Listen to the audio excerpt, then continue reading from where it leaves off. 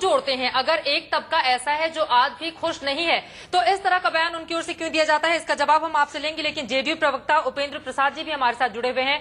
उपेंद्र जी, जो बयान दिया गया है कि उन्होंने माफी सीधे तौर पर नहीं मांगी है, लेकिन विकास का हवाला देकर कहा है कि विकास करने से जनता माफ कर देती है पुरानी गलतियों को। उनके इस बयान को आप किस तरह से लेते हैं? दरअसल नरेंद्र मोदी जी जो कह रहे हैं विकास में सारी चीजें होती है, लेकिन मैं ये जानना चाहता हूं कि गुजरात अविकसित कब रहा है? अन्य राज्यों से उसका जो प्राकृतिक रूप से जो भौगोलिक जो बनावट है निश्चित रूप से विकास के मामले में अनुकूल है। और गुजरात मोदी जी जानना चाहता हूं कि गुजरात अविकसित कब रहा है? अन्य राज्यों से उसका जो प्राकृतिक रूप से जो भौगोलिक जो बनावट है निश्चित रूप से विकास के मामले में अनुकूल है। और गुजरात मोदी जी के ही समय नहीं, पहले से ही गुजरात हमेशा विकसित रहा है, क्योंकि इसके विकास के सारे जो माहौल होने चाहिए वो प्राकृतिक रूप से भी उसके अनुकूल है। अंतर्राष्ट्रीय बंदरगाह है, पूर्व से ही अंतर्राष्ट्रीय व्यापार का वो केंद्र रहा है। अरे आपको बहस करनी है तो सीमित संसाधन, बिहार जैसा राज्य जिसके पास आंतरिक संसाधन बिल्कुल नहीं, और आज मनमोहन सिंह खुद स्वीकार कर रहे हैं कि बिहार एक ऐसा राज्य है सीमित संसाधन में ही देश के सभी राज्यों से विकास के मामले में सबसे अव्वल साबित हो रहा है। उसको बहस में लानी चाहिए। गुजरात कभी भी पिछड़ा नहीं रहा है, मात्र नरेंद्र मोदी जी के ही समय नहीं, पहले से भी गुजरात विकसित रहा है। नहीं उपेंद्र जी, उसमें श्रेय लेने में पीछे नहीं है। कहते हैं बीजेपी की मिलीजुली सरकार है आपकी, आप पूरा क्रेडिट नहीं ले सकते।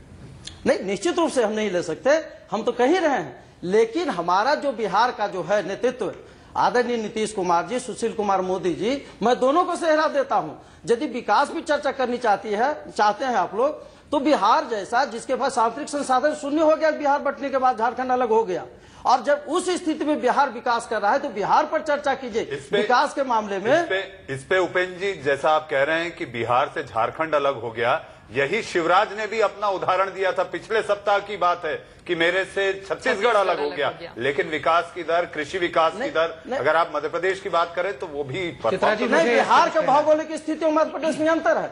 जो बिहार बचा है उसमें आधा बिहार डूब जाता है, और यह भी अंतर्राष्ट्रीय कारण से। नेपाल में वर्षा से बिहार डूबता है, अपने कारणों से नहीं। और आधा बिहार ये कहना चाहते हैं कि नरेंद्र मोदी की ओर से जो बातें कही जा रही है विकास को लेकर, वो पूरी तरह से निराधार है, गलत है, भ्रामक है, ये कहना चाह रहे हैं आप? गुजरात हमेशा से विकसित रहा है, सिर्फ नरेंद्र मोदी जी का मामला नहीं है, पहले से भी गुजरात विकसित रहा है। नरेंद्र मोदी जी के समय भी विकास करता रहा है। चलिए संबित बताइए। चित्रा जी, दो एक बिंदुओं पर मैं कुछ स्पष्ट रूप से कहना चाहता हूं। पहला विषय है, हर डिबेट में हम ये देखते हैं कि बारंबार ये कहा जाता है कि गुजरात जो है पहले से विकसित रहा है, इसलिए मोदी जी का कोई इसमें ज्यादा रोल नहीं रहा है। इस प्रकार से क्यों हम देखते हैं कि गुजरात विकसित रहा है? मैं मोदी जी की बात याद दिलाऊं।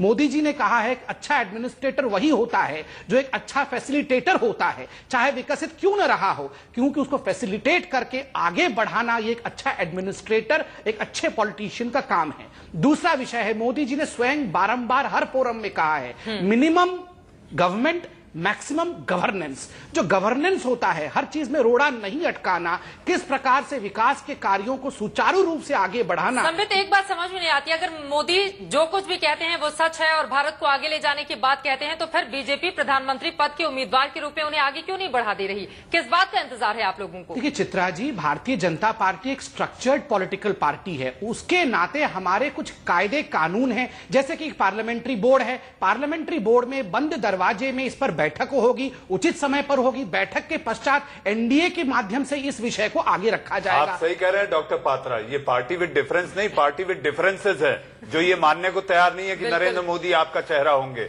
आखिर क्या वजह है कि अडवाणी कल रात को एक पत्रिका को इंटरव्यू देते हैं? सवाल है कि ये सरकार गठबंधन की है, चाहे जिसकी भी सरकार बनेगी, भारतीय राजनीति में गठबंधन की सरकार चलने वाली है।